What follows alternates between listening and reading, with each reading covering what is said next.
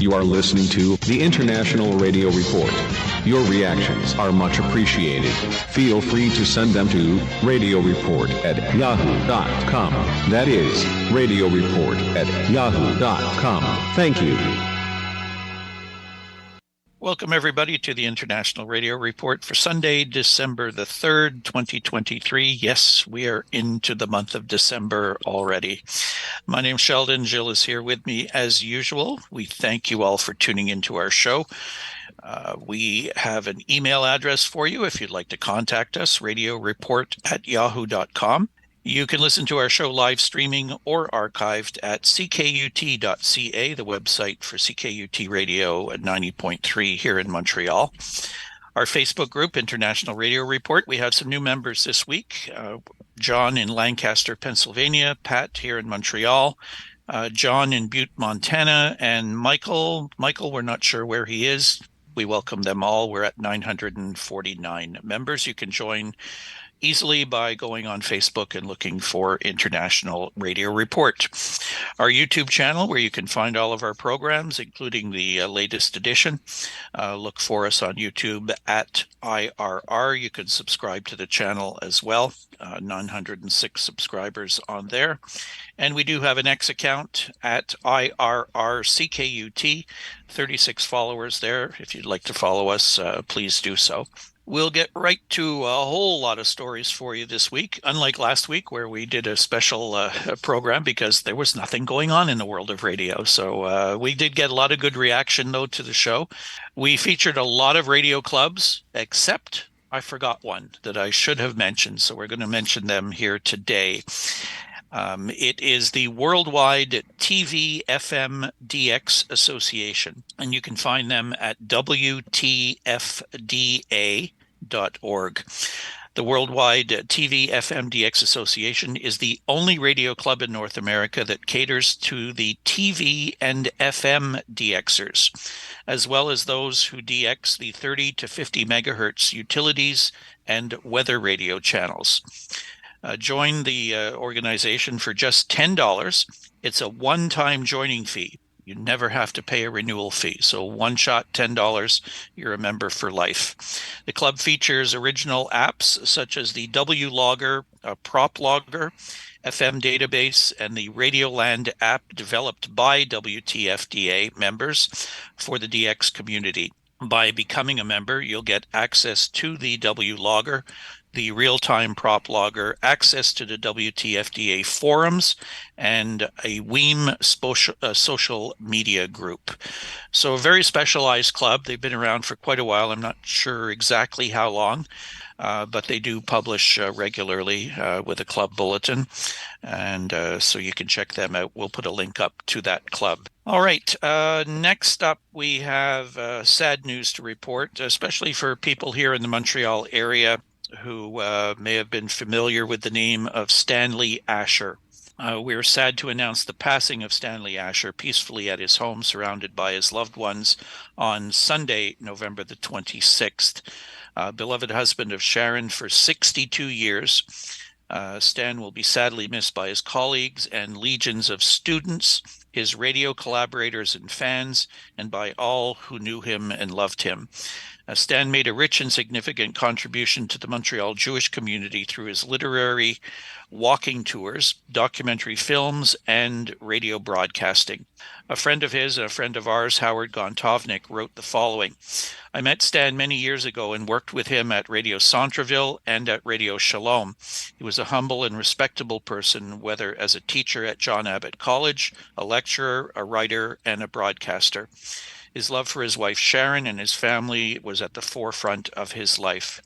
Stan always had a story to tell, stories that had deep meaning and relevance on a personal and collective level. Whether he was reflecting on his own life or his extensive knowledge of Montreal's Jewish community, you could always learn something new from Stan, something I will always treasure, but most of all, our years of friendship. Stan was a longtime member of our CIDX Club, Canadian International DX Club. He attended many of our barbecues, our holiday dinners, and other radio-related events here in Montreal over the years. He did work at several stations, in Montreal, such as CKUT, Radio Centreville, and Radio Shalom. So on behalf of us and all of our CIDX members, our sincere condolences to his family and friends. In our next story, we have the FCC finds collecting pirate radio fines a challenge. This is by Randy J. Stein, Radioworld. When the FCC earlier this fall imposed a gigantic $2.3 million fine on Radio Impacto 2, the notorious unlicensed radio broadcaster in New York City, it gave the operators 30 days to pay the forfeiture. Yet, it is unclear, even though the deadline to pay has passed, whether or not the FCC collected a penny from Cesar Ayora and Luis Angel Ayora, the operators of Radio Impacto 2. Collecting pirate fines under the current rules, and previous ones, has always been a challenge for the agency. The Commission has no authority to take action against individuals who ignore penalties. Instead, the FCC must rely on the U.S. Department of Justice to enforce the penalties in court. In the case of the Ayoras, they were ordered on October 12th to pay the forfeiture within 30 days or face having it turned over to the Department of Justice for enforcement. The Ayoras are alleged previous offenders. The Commission issued Luis Angel Ayora a $20,000 forfeiture in 2015, which was never paid.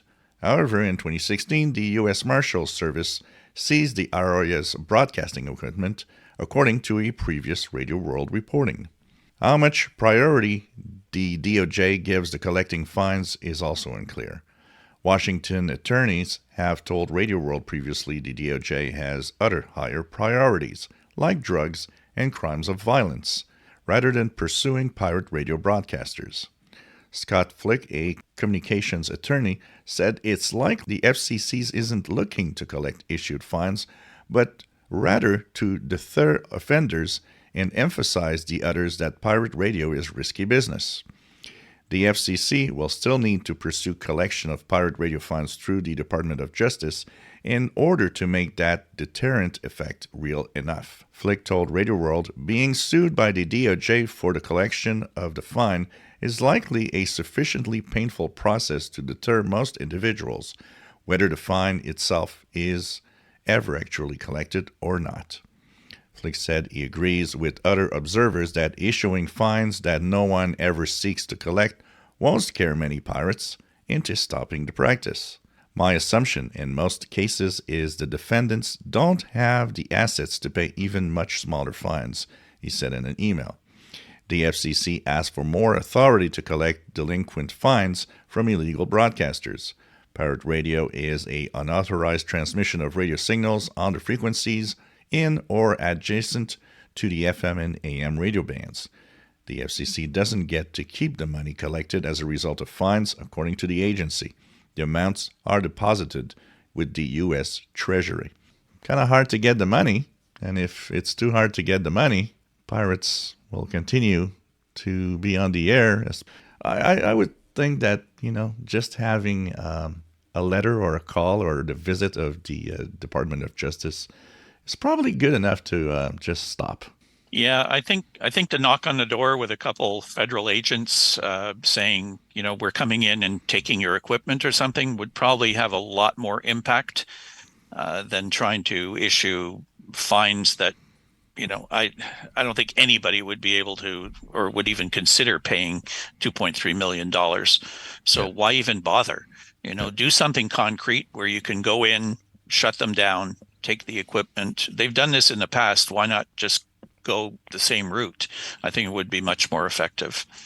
So there's another story about amateur radio that gets waiver for Pearl Harbor Day activities. This is via Radioworld. The FCC has issued a waiver to allow AM radio operators to communicate with federal station on and around Pearl Harbor Day. The American Radio Relay League requested the limited 4-day waiver from Mobility Division of the Wireless Telecommunications Bureau. The waiver request is for the limited purpose of a short-term event relating to the National Pearl Harbor Remembrance Day, commemorating the 82nd anniversary of the Pearl Harbor attack and to allow amateur licensees to practice communication techniques with the United States military from December 6th to 9th, 2023. Section 97.111A of its rules authorizes amateur radio stations to transmit specific types of two-way communications and limits communications with federal stations. The rule does grant such authority for one such event, the Armed Forces Day Communication Test, but no other commemoration day is authorized explicitly. ARRL said the waiver will allow tests to help train operators and test communications capabilities between military communicators and radio stations in the amateur radio service, allowing operators to demonstrate their skills in a controlled context. It said the amateur operators would follow FCC regulations, including mode, maximum power, and license class. ARRL added that the relevant military authorities support these crossband operations. The Commission approved the request. It said the event presents a unique opportunity for the amateur and military communities to practice communication skills under the guidance of military officials, which may be useful in the future and serves the public interest. It added that this day has a historic significance and emphasizes the importance of reliable communications and the need to be vigilant in our national defense. The waiver is conditioned on participating stations monitoring the three identified federal frequencies of 14.375, 18.1625, and 21.856 MHz, responding on spectrum allocated to the amateur service and only at the request of event organizers, operating consistent with the privileges of their amateur licenses, and limiting communications to the period of December 6th to 9th. The annual commemoration remembers the 2,403 service members and civilians killed during the Japanese attack on Pearl Harbor on December 7th, 1941. Another 1,178 people were injured in the attack, which permanently sank 2 U.S. Navy battleships and destroyed 188 aircraft. In 1994, Congress designated December 7th as National Pearl Harbor Remembrance Day, according to a summary on the National Park Service website. So indeed, this is nice, and it's nice to see that there's a permission to do some communications in between the government, different services like this, government and military and so on. Yeah, it'll be highly controlled, I think, though, as they say. There's very specific frequencies, and they'll probably try to keep the communications short, I would imagine, to give as many people the opportunity to make these contacts. As they do mention the Crossband event that does take place every year, this is a similar type of activity. So I guess we should be checking out those frequencies on December 6th through December the 9th this year. We next have a clip for you to listen to. It's roughly 4 minutes long, and it comes from an article that is entitled Radio Station Helps Families of Palestinians Held in Jails.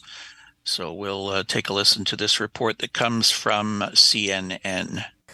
وسنعمل على تمديد هذا البرنامج لساعة أخرى في ظل الظروف الصعبة.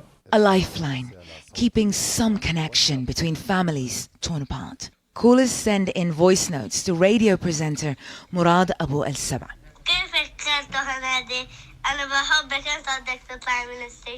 Radio Ajial has dedicated its airwaves for years to the families of the thousands of Palestinians desperately trying to reach out to their loved ones held in Israeli prisons.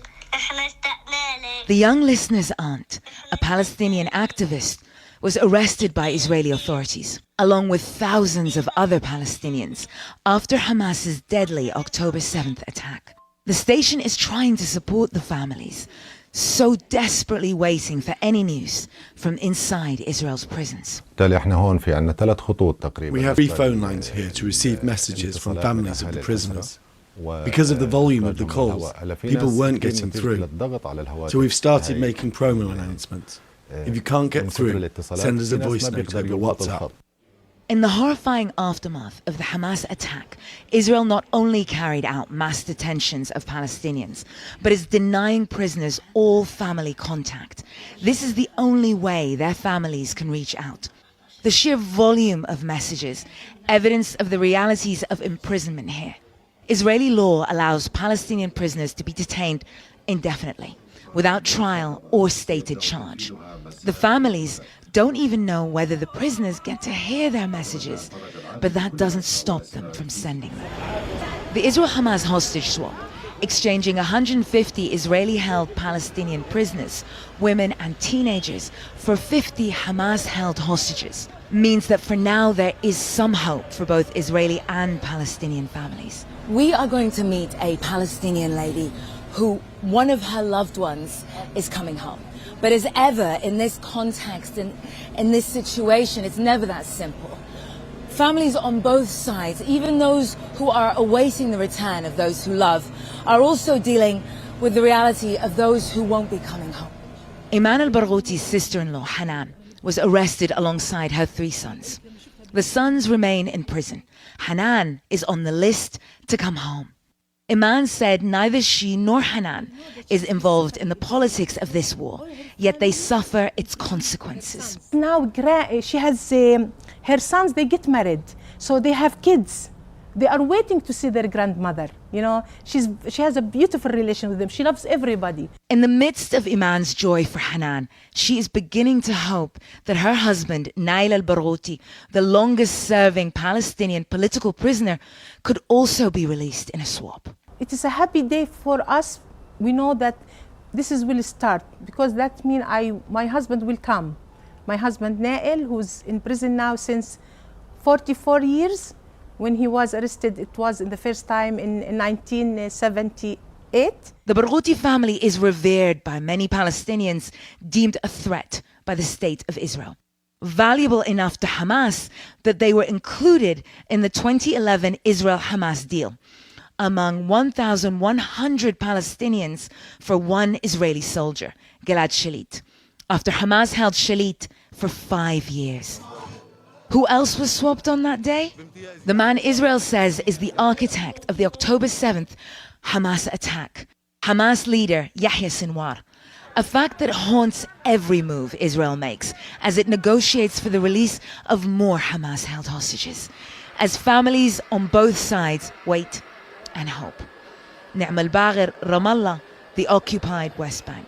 So definitely a interesting way to use radio, being able to reach people that you just can't reach in other means. I mean, radio is perfect for that. So what's happening with our sun? Well, our sun is very active. As we're recording, actually, the geomagnetic storms are going on, a very strong one. K-index is 7. It's pretty amazing. This is on Friday afternoon. Now, what will be the conditions? Well, the conditions in the past week, first of all, were quite good in general. There was a lot of little flares and disturbances that were kind of limited in how they affected the bands. Conditions will also be in the up and down side of things with what's happening.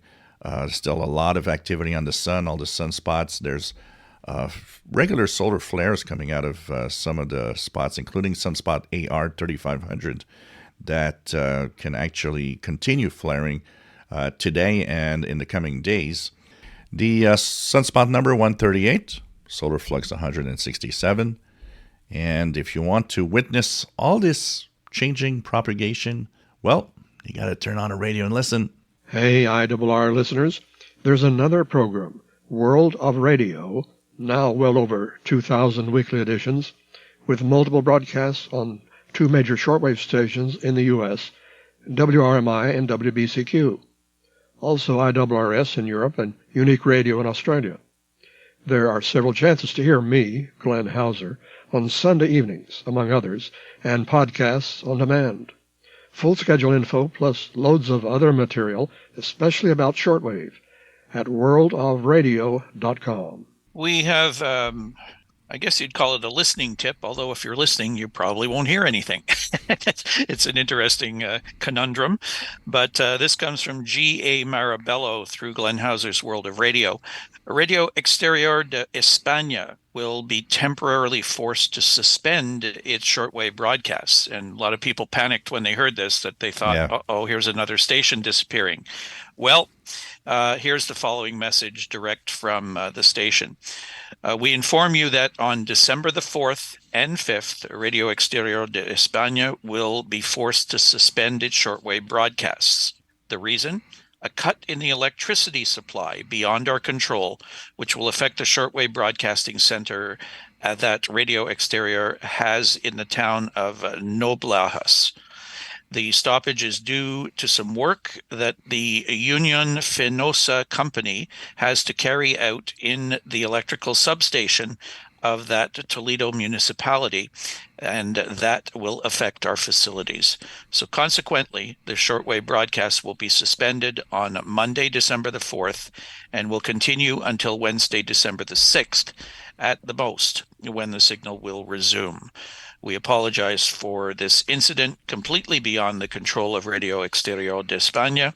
Thanks, everybody, and greetings from the director of the Foreign Radio of Spain. So just a short interruption to get some electrical work done at the transmitter site, affecting the transmitter site. So don't panic. Radio España will still be on shortwave. Yep. And some other transmitter news. Radio New Zealand's Pacific Transmitter number 1 replacement project begins. This comes from Alokesh Gupta, also through Glenn Hauser's World of Radio. Work has started to decommission Radio New Zealand's Pacific's shortwave transmitter 1 at its site on New Zealand's North Island. This 100 kilowatt transmitter was installed back in 1989. In 2022, Radio New Zealand received funding to construct a new transmitter for the RNZ Pacific to ensure the service's future. Until a new transmitter project is completed, RNZ Pacific will continue to broadcast through its transmitter number 2 at the Rangitaki site. The installation of the new Ampegon transmitter will begin in late January 2024. RNZ Pacific apologized for any inconveniences this transition may cause to our on-air listeners around the world. The broadcaster will aim to minimize service disruptions to our on-air audiences and partner stations in the Pacific region. Radio New Zealand Pacific can still be heard via satellite, and its content will still be available to download or live stream through its website, which is rnzi.com. Always good news when shortwave broadcasters want to install new transmitters. And get money to do it. Yeah. Even better. So we'll look for that coming on the air probably sometime into the new year. So there's an interesting story about DAB radio. Millions of DAB radio listeners to be locked out of stations, including Classic FM. This is by the UK Telegraph, by Madeleine Ross, via Mike Terry in the UK. Millions of listeners with digital radios in the UK will soon no longer be able to tune in to popular stations, including Classic FM. Major channels are abandoning older digital audio broadcasting, DAB, radios in favor of new DAB Plus technology, forcing listeners to buy a more modern radio. It comes after many listeners were pushed to switch to digital radio after the government announced ambitions to turn off the FM signal in 2015. This will now not happen until at least 2030, but many digital radio models are now becoming obsolete as they can only pick up the DAB signal, not the superior DAB+. Classic FM, which has around 4.5 million listeners, is among the popular stations to announce it will switch over to DAB+. Nearly 50 million adults, or 88% of those aged over 15, listen to their favorite radio station at least once a week, according to figures from Radio Joint Audience Research. Of those listeners, 42% listen using a DAB or DAB Plus radio, with a further 24% listening through websites, apps, and smart speakers. The BBC has said it is committed to continue to serve those with DAB radios, yet Classic FM will turn off its DAB signal when it switches to the new service on January 2nd, meaning fans will need a DAB Plus compatible radio to keep listening. Hey, in the good old days of analog radio, we didn't need to upgrade all the time. It worked. This is the new dark side of digital radio. New digital radio formats that they upgrade, which also means upgrading a receiver that you have because it can't hear that digital signal anymore. I don't know. This just doesn't seem to make a whole lot of sense. It reminds me of, so many different, like phones, for example, cell phones. We've got the new one coming out. It lasts for 6 months, and then they've got another new one coming out. And at least you can still use the old one in most cases. But in this case, you're going to have a black box sitting there that you can't do anything with anymore as far as certain stations. Now, hopefully some stations that are on DAB will remain with DAB, and your radio will be fine for that. But if your favorite station happens to be one that's converting, tough luck. It's time to go buy a new radio. And for this one in particular, Classic FM, it's going to do it in January. So I guess you need to ask Santa for a new radio. You know what's going to happen with these changes? If that happens too often that you have to upgrade because there's always new technology, people are just going to say, hey, I can stream it. Why buy a radio all the time? I'll just use what I have and stream it instead. It almost makes you wonder whether they're trying to push people that direction. Instead of doing radio the old way, let's come up with other ways and maybe push them to technologies that are more convenient for us or simpler for us to do, or maybe don't cost as much. Yep. There's underlying themes to all of this, I'm sure, and there's a plan laid out. It already happened to people with their analog radio that they had to go get a digital one, and now they're being told, well, you might have to go to another one. I wonder how many people will even understand what's going on. Yep. It's just something that's happening more and more often, and like you said, I think people will just get fed up and say, forget about it. We'll find other things to go listen to. Yeah, that's not counting people that don't really know exactly what it is. They see a DAB radio on sale, but they don't understand that, you're buying old technology. You would have to focus on the new one if you want to make sure that it's going to last a long time. Yeah, I don't know how many people make the effort to do that even. Yep. Particularly older, less listeners that are just used to their conventional radio. They're probably just going to say, oh, well, I can't hear that station anymore, yep. And they'll move on to some other way. So we have upcoming ham radio contests. Coming up next weekend, first off, we start with the ARRL's 10-meter contest. It's organized by ARRL. 0000 Zulu December 9th to 2359 Zulu December 10th. The objective is for amateurs worldwide to exchange QSO information with as many stations as possible, but only on one band. This is the 10-meter band, and you can do it in phone or CW. There's the Straight Key Century Club Weekend Sprintathon, 12 hours Zulu December 9th to 2359 Zulu December 10th. The band 160 through 6 meters, and it's CW. We have the QRP ARCI Holiday Spirits Homebrew Sprint. It's just 3 hours long, 2000 to 2300 Zulu, December the 10th. It's organized by the QRP Amateur Radio Club International. This is a popular short contest which encourages home brewers, that's people who've made their own radio equipment, to put their rigs on the air. Bonus points for homebrew receivers, transmitters, and transceivers. This will be 160 through 10-meter bands, and it is CW only. And we are out of time.